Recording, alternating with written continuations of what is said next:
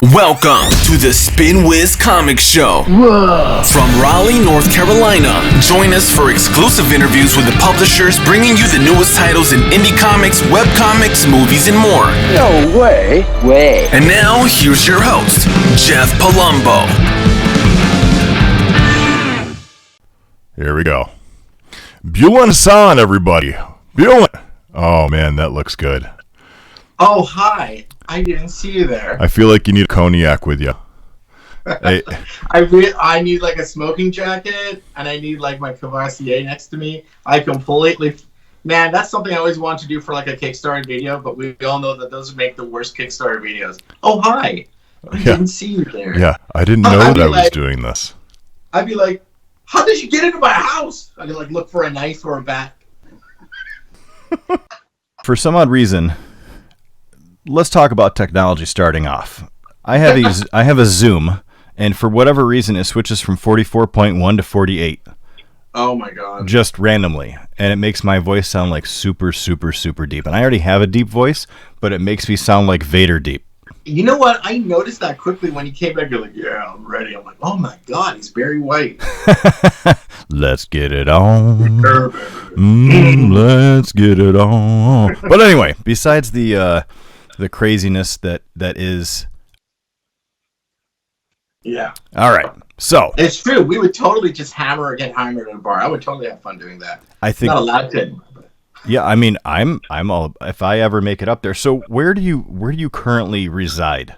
Currently, I'm in Richmond, British Columbia, which is just on the other side of water from Vancouver, right by the airport. But I'm born and bred Vancouver boy, raised in East Vancouver, and now it's become that, East Van was that place growing up where you fought to get out, and now you fight to get back in. The property has just gone up like crazy. It always does that.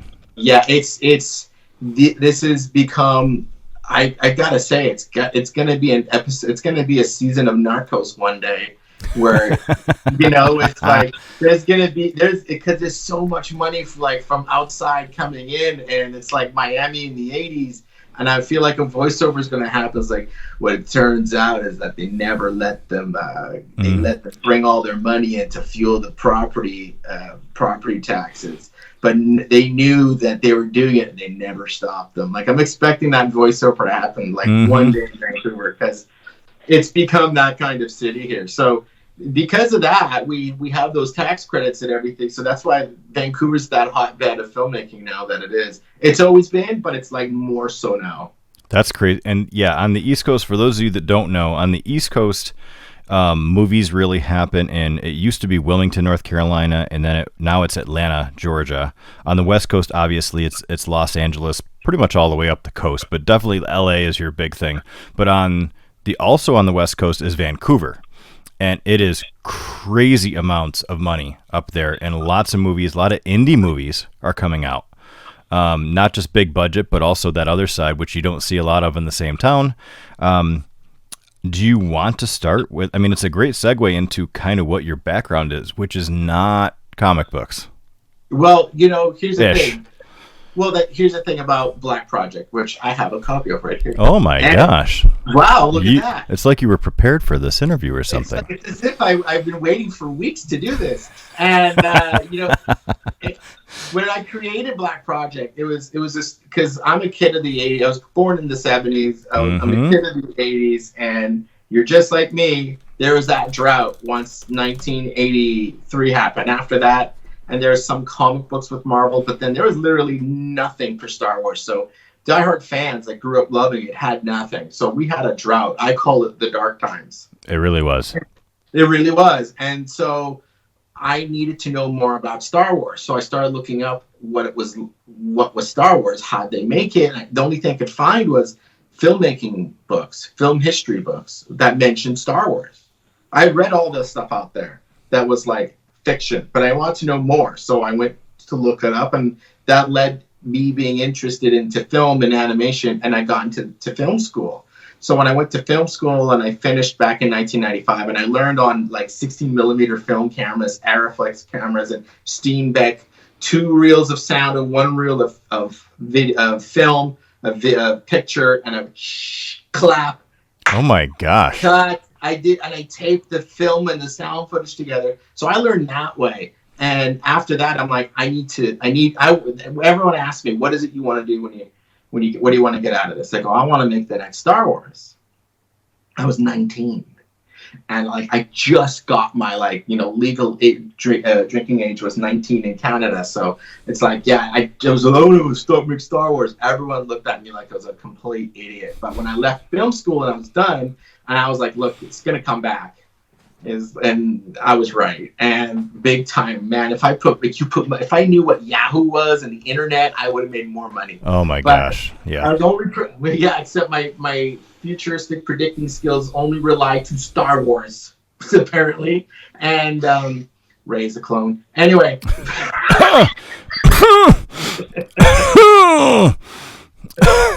Nerd. Hashtags potential spoiler. Potential spoiler. So basically, I'm like, I don't have any Star Wars. What am I going to do? Why don't I make my own Star Wars? Mm-hmm. So I started writing stories. I started to play with a story idea in high school. I started writing the story. I go, what are the things that interest me? It's UFOs. It's the Men in Black, and it's the superhero origin stories, right? Because I have like thousands of comics at home. I have 20-something long boxes and short boxes. I have a shelving full of hardcovers and trade paperbacks and what have you, still in storage at my mom's place because I don't have room for it in this place. And basically, it's like, I want to make my own Star Wars. So my first screenplay was actually Black Project. And I learned very quickly at that point, no one will buy your script without an agent, and no agent will represent you unless you've made a sale. So how do you get to getting an agent? Yeah, catch-22. It is. Don't know. Don't ask me. I even met with the writers of like Art of War and RoboCop, and they're like, don't ask me how to get an agent. I only know how I got an agent, and it's not the same for everybody. It's just, you just got to bust your ass doing it. So after a few drafts and a few attempts of doing that, and no one wanted to read it because of no traction and no sales and nothing like that, I basically went ahead and, okay, I'm going to work on other things now. And I put that away. And went on to become a multimedia designer and an editor, a cameraman for events. I was editing documentaries, and then I needed a regular job because we had gotten an apartment and purchased an apartment, and I was caregiver for my parents for about 8 years. And I basically said, I need to just get a job. So once I just got a job, an old friend contact of mine in film said, do you want to come over and meet this director to do storyboards? Because he knew I storyboarded my short films, like front to back, drew every shot. And they're like, do you want to meet the guy? I said, yeah, I'll meet the guy. It was some movie called Every Second Counts. So I have an IMDb, and people can look it up if they want to see. There's a lot of stuff out there. It's a lot of stuff you've never seen, to be honest with you. It's a lot of stuff I haven't even seen yet. But, because it's just, you're too busy working on him to watch him. So sure. I started working for about 8-9 years. Working straight, really hard on being a storyboard artist, doing every sci-fi movie that my friends got to produce. I was their storyboard artist for all of them. Damn. And, and then you burn out, man. Like, you just work so much, you just burn out, you stop loving making art. So I had to take some time off, and I kind of quit. I made it very public that I quit, and I blogged about it. And apparently a lot of people were reading it. So storyboard artists that I work with just recently were going, I was reading your blog all the time, and then I didn't realize that you quit. And you said you came back 2 years later. I go, yeah. It's like John Wick. I guess I'm back, right? Yeah. And I'm back. Yeah, it was like I had to quit to stop the bad shows that weren't going to pay me well from calling me. And when I came back, that's literally what you have to do. You just have to cut that toxicity out. Because they're like, oh, well, they said they want someone cheap, and I thought of you. I go, I'm not cheap anymore, so sorry, pal. Mm-hmm. So they moved on to other shows and other union shows, and I've gotten into the film union here, and it's worked out. So at that time, during that break, and I was trying to figure myself out, I was like, I looked at all the books that I had, binders and binders of panels for all these movies. I'm like, that's like, I had a stack of about 3 feet high, and I said, and I looked at my shelves of full of comic books. I go, I drew just about as much as that, and there for these shows. Mm-hmm. And I said, there's no excuse to not make a comic anymore, because all my directors are like, dude, you're so good. I feel bad we're paying you so little to do this show because your art's so good. And I'm like, you should make comics. I go, yeah, but I want to get into film. And, you still get that, I want to get into film. But now being in the industry so much, I'm like, you can go have that glory of, but to make a movie and a film and cinema and those, hoity-toity things. I'm in movies. Oh, yes. It's like, I hated La La Land. Okay. I hated that film because I don't like being talked down to. And my nieces love that movie because of the whimsical romance that doesn't exist in real life, but it does in movies, and to be an actress, and I got to get into jazz. There's no more jazz clubs. Where do they spend half the movie in a jazz club? Right. Someone else's jazz club. Like that, doesn't anyone notice they keep going to the same jazz club that keeps playing jazz that's always full of people? So anyways, enough of that rant. Tangent. Their own 14 people that never seem to go home. Oh God, it's ridiculous. It's like they live in the corners. And let's not start on Interstellar. I got a hate for Interstellar. And so it's one of those things where I'm like, I need to tell my own story. And I start exploring someone else's story and some ideas I heard from someone else. And then I looked at some old digital files and I looked up Black Project, and I hadn't touched it. It says last opened like 2000. Whoa. I'm like, whoa, dude, this is like 2014. So I'm like, okay. So I went and I bought that table you see behind me. And I bought a bunch of paper and I bought some pens, and I'm like, I'm going to do this. I'm going to start telling my story. And my family were like, how many pages are you going to do out of this? I go, probably 150. So I started that way, and, life happens. I got married. We had a kid right away. We ended up working in film super heavy. So you and your wife are both in film? I was doing it and in film, and I also had a regular day job as well, because we all have regular day jobs. We all do. It's a big thing. Mm-hmm. Yeah, and people think you can just do it all the time. I go, no, it's like you have to have your day job until your passion takes over. And I basically started doing Black Project, and all like this book here, like as I'm holding this up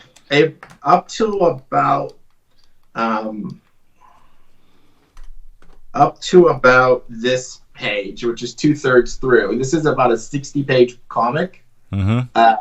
That's where the paper ends.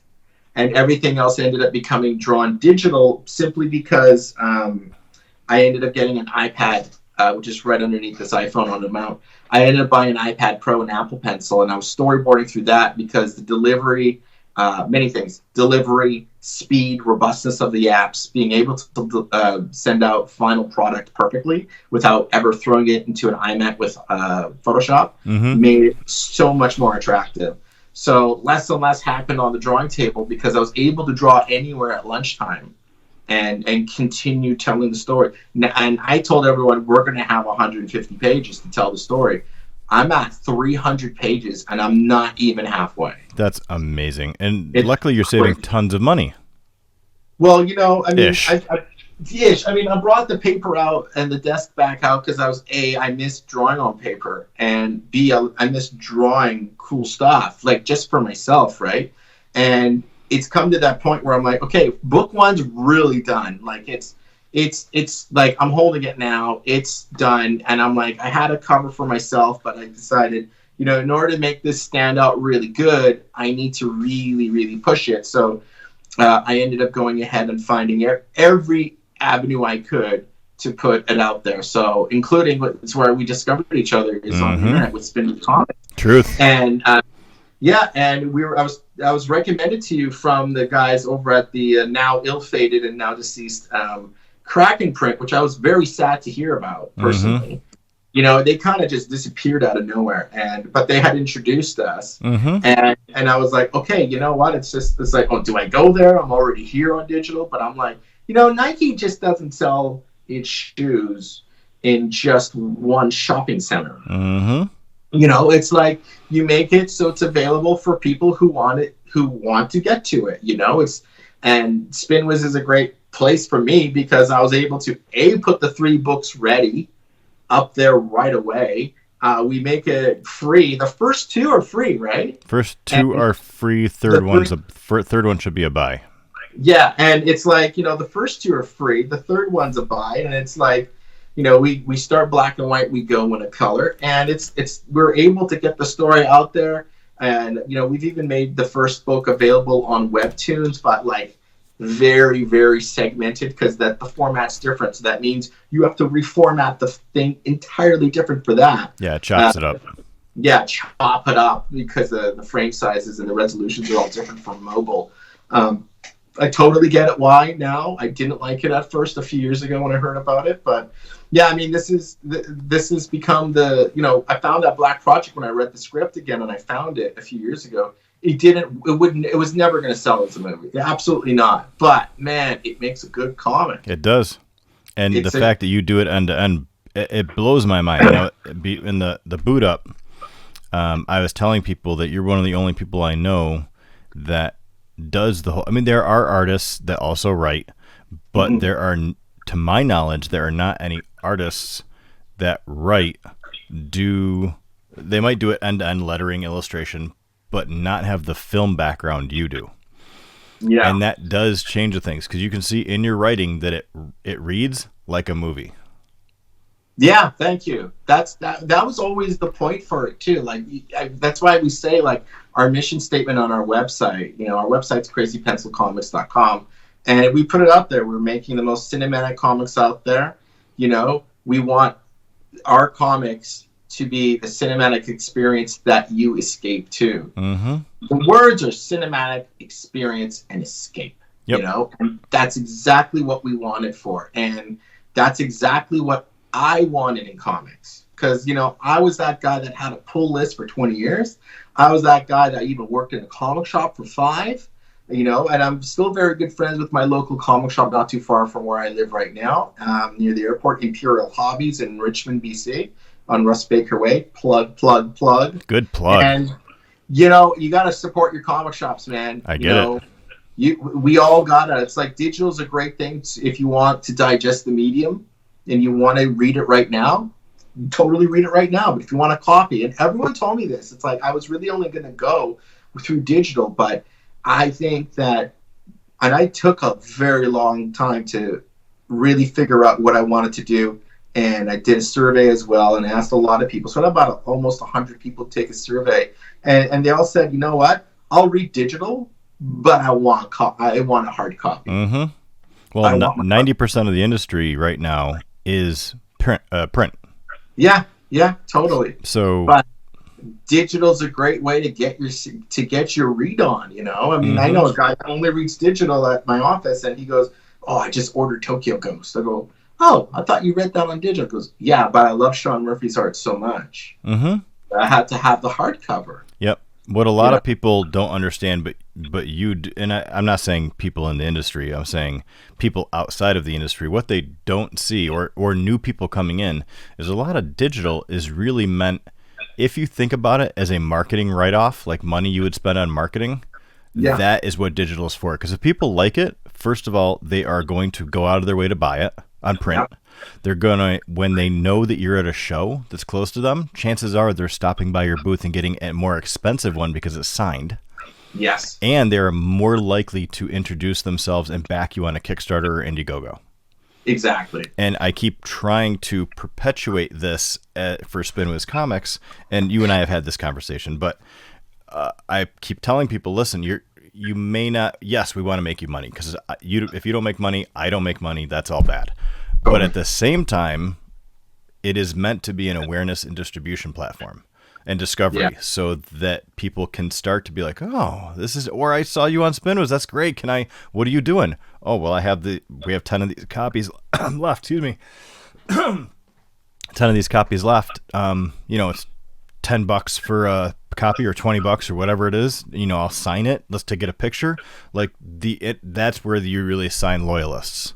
Exactly. And without that digital feel, it's really, really, really difficult for somebody to have Captain America at $3.99 and any other comic that's independent next to it at $3.99, and people not gravitate towards something that they at least heard about. But if they've seen it in digital, they're like, ooh, I heard about this. Oh, number 2 is out? I didn't know that. Whoop, there you go. There's your money. Exactly. So it's about creating content, like the amount of content. Like I remember having just one and didn't really move, but things sort of move more when you have number 2. Oh, there's that one. I'll just jump on to the next. Yep. Oh, there's a third one. I'll jump on to the next, right? So, and again, it's like people don't understand that it's about getting attention.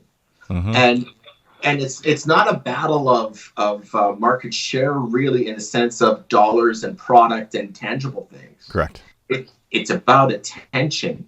So we're stealing someone else's attention right now on Twitch away from their Netflix or their YouTube or their Instagram TV or what have you out there. Or another Twitch streamer. Or their TikTok. Yeah.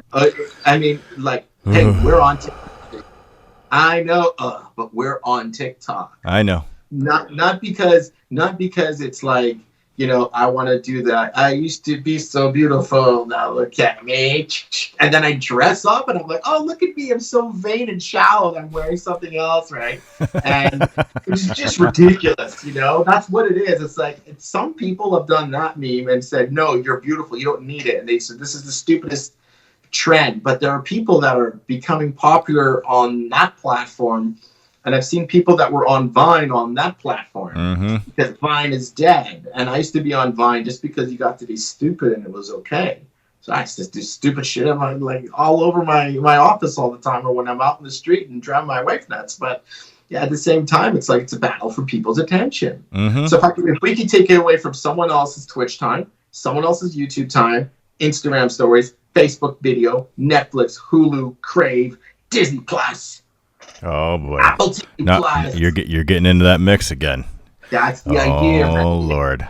That's what it is. It's all about attention away from something else. So if I can give you that escapism and give you something like Black Project. Yep. Hey, great. In any format, shape, or any format, it's a plus for us, all of us. It's like, where did you read it? Oh, you can read it here. You can read it here. You can read it here. Yeah. You can read it now. Yep. Well, I think you said it best in that money is no longer their commodity, because a lot of people have $2 to spend on a print, or $4 or $8 if you're going to get it shipped to you or wherever, or to find you somewhere. The new commodity that is non-refundable is time. Absolutely. And because there is so much out there from a from a content perspective, and there are so many people that can now create content, and good content. I think what indie was 10 years ago, or even up to 5 years ago, is not even close to what indie is right now, because there are so many professionals coming out of the woodwork that are like, dude, I can do this. And they're all like you and me. We have day jobs. We're married. Most of us have a child or 7. And then, do you have 7? No, I have 1. Well, I technically I have a great stepson, and then I have my son. So I technically have 2, but Bravo. one doesn't live at home anymore, so I don't count him. If he was living here, I'd say I have 2 kids, but he's 22. So he's off on his own. He's an adult now. So I say that I have 1 here. Anyway, it's a whole thing. But there are so many people that are professional getting into it, where they used to be people trying to break into comics. Now it's people with full-time jobs that are just releasing content just for it to be read. Yeah. And they go to shows just so people will pick it up and to get that rush. And it is very, very different. And now that's why time is that commodity, because people they could fill 24 hours a day with all sorts of crap and never go over it again, never have to revisit the same thing twice for years. Yeah. So yeah. It's amazing. I don't know if you've done cons just recently. I did, last year we had a Kickstarter. We were trying to figure out how we can get Black Project out to people. So I thought, all right, I got the 3 books. That's enough to make 1 trade. Let's try and put a trade of everything out. And we went and did Fan Expo as well. And, it was the Kickstarter did not succeed because I was doing everything that everyone else told me what to do. And the Fan Expo was a very difficult but eye-opening experience, because I was there when Aquaman was there. I was there when all the Kevin Conroy, Batman's voice was there. The guy who's the voice of Goku. My nephew went nuts for the Goku guy. I bet. Right? He just took off for that. And it's like they put my table next to anime girls that were selling buttons for $1. And they all had crowds. So when you're walking by, I was lost in the mix. Mm-hmm. I was also just about 15 feet away from Jason Momoa. Oh, wow. So to me, it wasn't exciting simply because, A, I work in the industry. I work with all these famous people. All of the Legends of Tomorrow people were there. They paid my rent in season 3 because I was their storyboard artist for about 9 episodes. Oh, crazy. So, yeah, so it's like, I know. Yeah, sure, great. I drew the Crisis on Earth X. I did the first big crossover episode, and I was like, yeah, been there, done that. I'm good. I used to see Jason Momoa drive around town when I worked as a multimedia editor. Creator over at this events company, and we were down the road from Bridges Studios. So up the road at Bridges Studios, Stargate owned that entire lot for about 15 years. Oh, wow. So they fed everyone in Vancouver pretty much. If you started in the industry in the 90s, you all worked on Stargate. We all love Stargate. Who doesn't? It fed families really well for 15 years, and it really kept everyone working. So I used to see Jason Momoa drive around in this huge, awesome 1980s, I think it was like an 83 powder blue wrecked up Jeep with huge wheels and like seashells on it. And probably a surfboard was hanging out of it or something. And I don't know. I mean, he probably didn't have all those details, but I used to see him drive around town going up to the studio off the street all the time. So that wasn't a big deal for me. But when it comes to stuff like going to the con, doing the Kickstarter, you gotta work, you gotta hustle, you gotta hustle, grind. baby. Hashtag hustle. Oh, it is absolutely. And we didn't stay with the Kickstarter, and that's okay. That's why we spent the last year figuring out what we wanted to do with Black Project. And I realized, everything that I want to do is what I wanted to do, but I wasn't really thinking about what they wanted. It's like I want a thing with a screaming baby attached to cords on the first cover.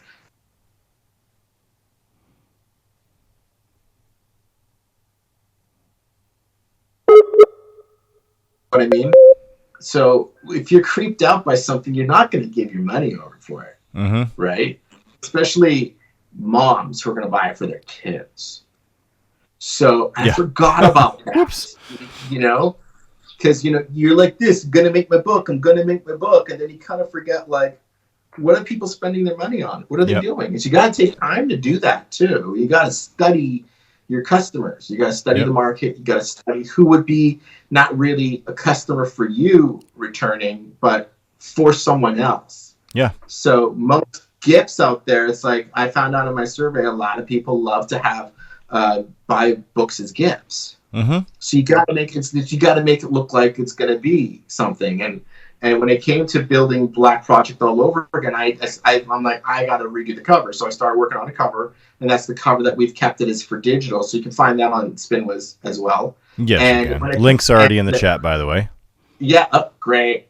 And but it's like when we created it, I was also reaching out to a bunch of people that I absolutely love. So I met Dave Dorman in Fan Expo last year. Oh, no way. Yeah, so people don't know, Dave Dorman was the guy who was the cover artist for Star Wars Dark Empire. Which he was. When we had that drought, the first thing that came out was Heir to the Empire with poster art by Tom Jung, and Dave Dorman did the comic book covers for Dark Empire. So that was just like, oh my God, holy smokes, these are amazing. Then we got other people out there that were doing great, amazing cover artwork, including Hugh Fleming and all these other guys. So I reached out to them. And I was like, look, how much do you charge? He's like, well, about $1,200 and everything. And when I met Dave Dorman, I shook his hand. I go, you've been a huge inspiration for me. I'm a huge fan of your work. And shaking his hand, I go, you're so Dave Dorman. Do you know how Dave Dorman you are? Yeah, that's what I did too. I was like, do you know who you are? He's like, did you meet yourself yet? Yeah. You get to look in the mirror. Yeah, I know, dude, look at you. And he's just like, I'm just Dave. But I met with a lot of people, and I thought, you know what? Like when I was drawing pages of Black Project, we started watching Stranger Things, and my wife goes, honey, that's your book right there. What's going on? Can you sue them for that? I go, no, honey.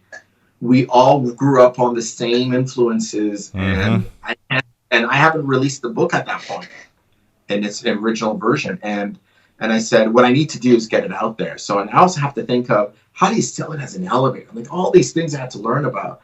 So I reached out to a bunch of people, and one of them emailed back, and I explained to them what's going on. And Hugh Fleming, it was one of my favorites as well. He actually did the Tales of the Jedi series. And if you ever just look up Star Wars Dark Horse. Yep. Tales of the Jedi, the Sith War, when Star Wars was relaunched again under Dark Horse's arm, before the license went back to Marvel, all his artwork came in as the poster art for that. Yeah, before the dark times, before the Empire. Before the I work for the Dark Empire, man. I'm telling you. Well, you're okay with it then, but they destroyed all my canon, sons of. Just let's just be clear here. More Star Wars isn't a bad thing. It's not. I just mean all my canon that I got used to. I talked about this last time in my last interview. Mara Jade was one of my favorites. Here's the thing. I'm going to totally nerd out and burst your bubble. Mara Jade was always my favorite, too. I love Grand Admiral Paleon. I love he was that guy, Ben or something like that came back with this fleet of ships and everything from the heir of the Empire. You know, all that stuff was great.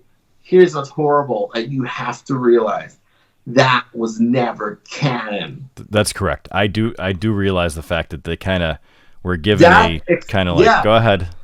This is go ahead, do it here, but it only stays here. The movies are its own canon. The fact that now Marvel and Disney are making everything canon, so it's really vital. They've made the transmedia experience really tight. Really, really tight. And it's great that they did that, because now everything will make sense. So it's like, you know, Luke was like this at the end of A New Hope. Why is he so much more grown up in terms of his spiritual journey with the Force and everything? How was he able to make the lightsaber reach into his hand when he's hanging upside down in the ice cave? Well, when Luke went on his first mission in the Star Wars #1 by Marvel, when it came back, he met up with Vader, and he was just a bitch. Like, I gotta freeze. It'll come back. Don't worry, I'll edit it. Don't worry, everybody. I've got to go home and figure out how to get better. You know, and that was great for me. So I'm like, okay, now we have a through line. So we got all that now. I've got all that out of the way. So I got in touch with Hugh Fleming. Long story short, all the way back. Got in touch with Hugh Fleming, explained to him what we were doing, what we're planning on, and I emailed him download copies so he can read what's going on and what we're doing. And he's like, you know what? I really like what you're doing. I get what it is. It's purely your baby. So I'm going to come in and help you out and work with this. I go, you know, anytime you have time to do a sketch, we'll talk about it later. And we had a bunch of emails back and forth. And I paid him for the art. Like it's all digital. So this cover, the poster behind me, and this one right here is all Hugh Fleming. And it was like, so what is it? It's sort of like, and I said, it's Stranger Things meets X-Files. That's the elevator pitch. It is. I was going to ask you, what is it really about? But you kind of just did it for me. It's like, that's it. This Stranger Things meets X-Files. And this is the page that my wife yelled out at me. It's like, honey, can't you sue them for this? Remember when 11 was in the glass too? Oh, yeah. Yeah. But this was inspired by the Bacta tank from Empire Strikes Back. I was just going to say, like, anybody that's ever seen the Bacta tank when Luke got jacked up on Hoth and they brought him in, like, that's it. So sorry. Yeah, so that's what this is, and we got the cover, and we really held on to it, not showing anyone really. I showed some close friends, but I didn't make a big public announcement of it online yet, and until just recently. And I decided if we're going to make this a print copy, we're going to make this print copy special with Hugh Fleming's cover, because for me, it's a big deal to have, and you know what it's like, to have one of your like art heroes talk to you, and then let alone, I'll work with you. It's a huge deal. Yeah. Like, it's a huge deal. So for me, it's like such a big deal that I want this to be special. It's special for me, and I want it special for everyone else. I mean, and I think it is. I think, so going back to that, I met Dave Dorman at San Diego Comic-Con. And because he's friends with one of my friends, and it just happened that he happened to be there. I met him. I'm going to get some really cool stuff from him, by purchasing, of course, but I can't afford him. And so let me backtrack through what you were saying. One of the reasons that Spinwhiz was created, and you and I have talked about this, is because Chimera failed. Yes. And there is nothing more odd than when professionals like you or I, who know what the hell we're doing, fail at something that that should automatically be good, or automatically at least succeed. So I was like, well, if I'm having this problem, tons of people have this problem. It ends up that penetrating through tons and tons of content is an issue. Spinwhiz Comics is born. But the reason I haven't continued with Chimera, even though issues 1 is done, 2 is written, 19 is written, 20 is written, is because I'm not ready to jump back into that Kickstarter IndieGoGo front. Yeah. And I really want to do it right. You have it both better and harder than I do. Better that you don't have to pay an artist unless it's a cover or something like that. You get to do it all yourself. But worse in that you're your own worst enemy, and that you're probably super uber critical of your work. And you might do it 70 times until you figure out that one line is the way you want it. And you're never going to be satisfied, where I get to say, hey, I'm paying for this, and this is what I thought. I understand what you're saying. Let it go. Where you might just be like, well, I can change it whenever I want. It doesn't cost me, X amount of dollars to do a third change of the pencils or whatever. So it is. Do you see it as both a benefit and a hindrance to do your own comic end to end? When you come out of the film industry, you are taught very quickly that you have to wear many hats. So the wearing many hats aspect of it is very common for me. If there's something that I know I need to do, and I ask someone how much it's going to cost to do this for me, and they say it's like $1,500, I go, well, I need to pay my rent, so I'm going to figure out how to do it on my own. And everyone loves my art. I like making my art, but everyone loves my art, and that's great. They love the first cover that I did that you could see on Spinwhiz, and I liked it too. It's just, I knew for the print we needed more. So that's where I get really critical. It's like, look, that was the best that I felt I could do at the time to redo the covers for 1, 2, and 3. Mm-hmm. I made the cover for chapter 4 as well. It's all ready to go. And, I had to take a break from painting and finishing painting and shading for chapter 4 simply because I'm exhausted. I had 5 jobs at the same time. Like, I had this show, that option, the teach this class. I had all these things I was doing, and I had to go to work. We also have to move into this house here. So it came to the point where I'm like, okay, what can I do? And I said, what is it you're able to do? What is it you can do?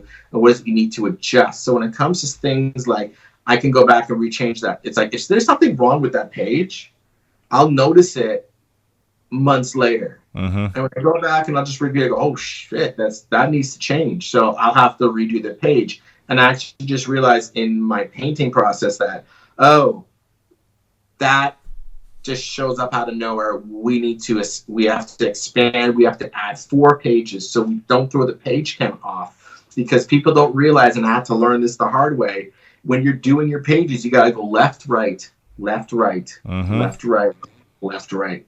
And people don't realize that. And with digital, it's easy because you're just scrolling through. There's no left or right. Right. But when it's just next page. Exactly. When you go to paper, it's all different. You got to make sure that page count's going to be great and it's going to be right. And even when it comes to like this version, I'm holding my hand constantly, went through one printer, and had to go back and change the quality of the paper. And then I realized there's some issue with it doesn't go right to the edge because it was designed to be cut off at the edge. So it bleeds out all the way. That's the way mine was too. Yeah, and you have to go back. It's like, okay, if I want to release this now, but I can't, so I'm going to have to release it later. So then I'm like, people are constantly asking me for a copy of the book. And I was building an IndieGoGo page at the time to try and figure out how to make my, every line a selling point and every reward valuable for people to kind of go, yeah, that's good value right there. Click buy. And, it's a lot that you have to work on. So thankfully, being able to get Hugh Fleming on board as the cover artist made life easier. So when he said, "Do you want any changes?" I'm like, I don't want to take this guy's time up because he's also extremely busy. He's doing private commissions. He's doing poster artwork for other licenses. He just did some more Indiana Jones commissions as well as some other Star Wars stuff. So, I mean, the guy is really busy. So, I mean, his stuff, when he does it with gouache and paint and everything is, I mean, it's stunning to look at. And I'm like, there's absolutely no way I'm going to take up this guy's time anymore that he gave me. I appreciate every brushstroke he's done for us. I asked for one change. I asked for one change that the guy, two changes. The bad guy's hair gets a bit crazier. That's on the corner of the page there you see. Yep, and also, right. yeah, and get rid of he had a bit of red on his lips. So I said, get rid of the red on his lips. That's it. Yeah, 30 seconds. Thank you very much. Have a nice day. Dude, it's like you nailed it right away. It's strange. Like when you look at this, it's Stranger Things meets X-Files. It really is. And I think that's awesome. I think it's what we need. I think it's what a lot of people are going to enjoy, especially if they are a fan of Stranger Things, especially if they grew up in the 80s like we did. Yeah. And they are around our age. You're going to read it and be like, damn, that was awesome. And that's all you got, like, and that's it. And then you put it down and you're like, well, now I need to wait for Stranger Things. Or, oh, there's a number 2 and a number 3 out. Oh, here you go. So we've been talking for almost an hour. So let's get into the IndieGoGo. What is so sexy about this IndieGoGo? What are we shooting for here? Okay. With the IndieGoGo, The link's already in the chat, by the way. Okay, thank you. What we've done is that with the IndieGoGo, it's like a lot of people are going on to the crowdfunding platform so they can go ahead and get themselves funding. Oh boy, another hold. Jeez. Ooh. That's not the case here. The case here is the book's done. We just want to get it out there and get it to people's hands and into their collections, and they can adore the art by Hugh Fleming and get really into the story.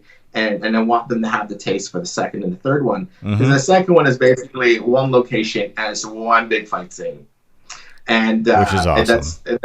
Which is, I mean, like, you know, I'm just gonna do like a double page spread where he takes out 20 guys. Like, let's just do it. Why not? Because, you know, people are like, oh, you can't do that because you don't do that in comics. And I'm like, you know, at the end of the day, I'm going to do what I want in my comics. Hell yeah. You should only do 24 pages. Yeah, but they're selling ads. I'm not. I'm going to do what I want. You know what? This is going to be a fat, good-looking book. It's going to be a prestige format series. You know, we're going to make the best experience out there. So, hell yes. And the idea is like, when you get this, you're going to look at this. You want to hold and stare at the art for a while. And I want you to get lost in that. You know, I mean, everything was designed specifically on this cover to start with. And then into the opening pages, like right here, all of this is specifically designed to tell the story when you're opening the book. So a lot of people don't even realize like what's going on in here. If they really look closely, they'll realize this is a DNA map. And we have a DNA helix here. We've got that thrown in here. And you know, the inside cover, I was able to add some color design work, and and right away when you open, it's like it's a definition what black projects are. So when people are like, "What's a black project?" Is it, you know, about kids in low income housing in Harlem or something? Like, no, it's nothing like that. It's completely opposite. Completely the opposite thing. No racist thing or anything. It's like, no, it's about this, and it's the adventure I wanted when I was 16 in school. What could have happened to me is where the story really comes from. So when people come in and they'll look at the IndieGoGo, they'll know that A, the book is ready to go. B, they'll get a poster, and there's an early bird. So the first 25 people will get a poster for free on me. There you go. That one's a 16 by 24. I'll probably end up getting everyone 11 by 17, which is still a really good size, right? That's like prints you get from like I bought Dave Dorman's prints. I ended up getting an 11 by 17 Boba Fett one. It's beautiful. And I framed it. It's at my nephew's wall right now. He absolutely is a Star Wars nerd, just like me. I have Dave Dorman prints around here somewhere. I just can't find them. Oh, keep going. Keep going. Let's keep talking about IndieGoGo. I'll get back to that. I also put on as a reward, you'll get the book, you'll get the print, You'll get some trading cards. You just got to buy into it. We just have like a mock-up of the trading cards, but we got some other art from, I found this amazing artist, the Massimo Moda in Italy, and you can find his art on Facebook right now. The man is absolutely stunning. His work is amazing. And I paid him for some art as well. Well, let's get this out of the way.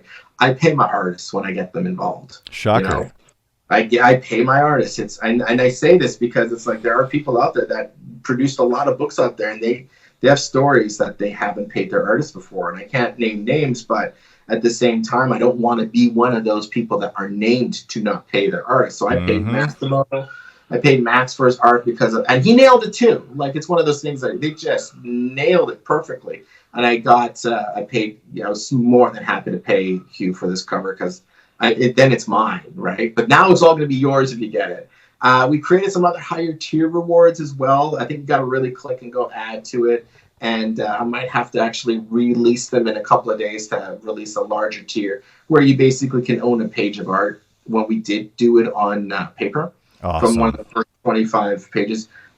It'll be like a few $100s, right? Because it'll be sent out properly packaged and everything. But you'll also get trading cards. You'll also get the print. You'll also get the poster with that as well. One of the other artists I have involved to supply art for us is Anil Sharma. And Anil Sharma is an old friend of mine, and we're both huge Star Wars nerds. And we ended up we met at the same comic shop 20 something years ago. Actually. Oh, weird.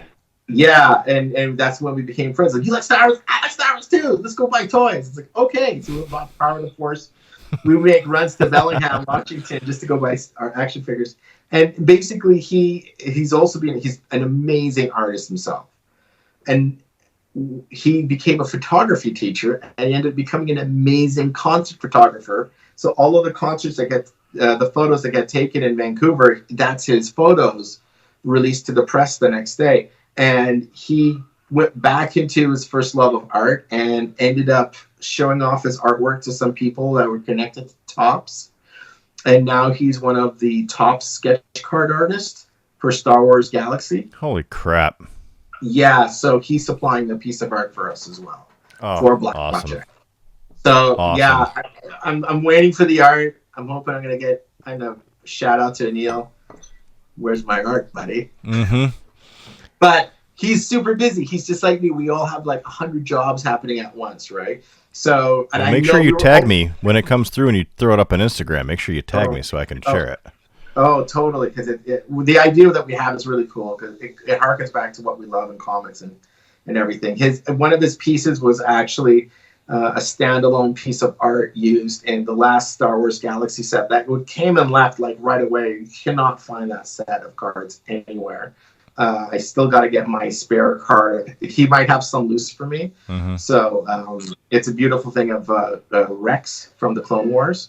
It's beautiful painting that he did. And it kind of got adjusted to be like portrait size for the card set. But it's just absolutely stunning work that he did. And he's still drawing for the card sets. I mean, it's the work he's doing. He hand painted like Anakin. It's just the stuff he's done is amazing. So the fact that we get to offer his art to everyone else is a big deal for me as well, because I love the guy. He's my brother. And being able to like both of us coming up to doing what we wanted to do, and we're helping each other out with whatever we do. We both started a podcast together as well. He's still on it. It's called Generation X-Men Podcast, and he's still on it. And now we're able to offer that amazing artwork as a trading card and possibly a print. If we, go over the asking funds of $1,000, we'll be able to offer more out of his artwork and of Max's artwork as well. So really, we're done. We're ready to go and show some enthusiasm so we can get Hugh back to do the print cover for Chapter 2. That's what I'm saying. I'm saying. So. Listen, everybody, if you are here on Twitch, obviously the links are already in the chat. If you are watching on YouTube or on any of our podcasts, for YouTube, the links are below. You could just click on it. I mean, they're right here, below. Get to it. They're easy. Just click on it. If it's in the podcast, it'll be part of the transcript, so you don't need to worry about anything like that. The stuff that he's working on is fantastic. you really should check it out. If you like anything from the 80s, you're going to love it. Even if you're not, because you're starting to see, if you're watching this live or you're watching on YouTube, all the movies that are coming out now are reboots of stuff that was in the 80s. So if you like any of that current stuff, then you're going to love this, and you should go check it out. Again, I'm not saying that because I make money off of it. I do not. So I'm saying it because it's enjoyable and you're going to like it and it's well done. And that's it. That's really the kit and caboodle of it. Dude, thanks. That's awesome. I mean, the whole point is that everyone enjoys themselves. Yes. Yeah, remember, like, comics are supposed to be fun? Yeah, exactly. Telling stories is fun, Oh, it says low power. Oh, okay. I guess we're gonna have to tap. Well, we're almost done anyway, so. But it's okay. It's all good. But like at the end of the day, it's like you said it. Everything's a reboot. Everything's a rehash. Everything's a remake. It's like, oh, did you hear they made another Charlie's Angels? I'm like, who asked for it? Mm-hmm. Who wanted this movie? Did you see the song for Charlie's Angels? There's another song for Charlie's Angels. Like, why is there another Charlie's Angels? Didn't that come back to TV and fail again? Yeah. What make people? It's obviously something that those people were loved and they're able to go ahead and make, right? But at the same time, they're not offering anything original. There is no originality left in a lot of these comic books these days, especially from the big companies. And when it really comes down to the independents that give us something original. Mm-hmm. We have no choice in it. We have to be the vanguards for it now. Yep. So it's on IndieGoGo. You want it? We got it on IndieGoGo for you right now, and all you got to do is just you'll get your book right away. Mm-hmm. We have to wait for we put on a 45-day type of thing just because it helps because we're working on so many things at once. Sure. But because it's like 30 days, it's like, oh my god, now I got to get it out there because we have all this work to do. Well, we put it for 45 days for IndieGoGo simply because we have work to do. Yeah. And we're going to make sure that whoever gets the book is going to A, get it on time, B, get the other stuff that they asked for. And like I said, the first 25 are going to get a poster on me. I love it. Yeah. So guys, go visit the links. Check it out on Spinwhiz Comics. If you're like, meh, read chapter 1, read chapter 2. If you like it, purchase them for PDF. We don't have print on demand yet. We'll have that hopefully soon. But until then, hook the boy up, support indie comics, and just buy the PDF or go right over to IndieGoGo and just be like, I got your back. And then say nice things about it. It's really that easy. Yeah, it just has to be nice. We're nice back, Smiles are free. That's right. Smiling is free. Hugs are weird. Maybe not. When I meet you, I'm going to give you a huge hug the first time. I'm a good hugger. I am too. Yeah, I'm husky. Yeah. It looks like from this T-shirt that it's nice and thick and solid. Thick is really the word that kind of sticks out. It is not solid anymore. I'm ready for winter. Let's just keep it at that. I'm good for winter. Yep. I'm ready. Yep. Hibernation could happen, and I'd still have a lot of beef on me on the way out of the cave when it's springtime. Let's just say that.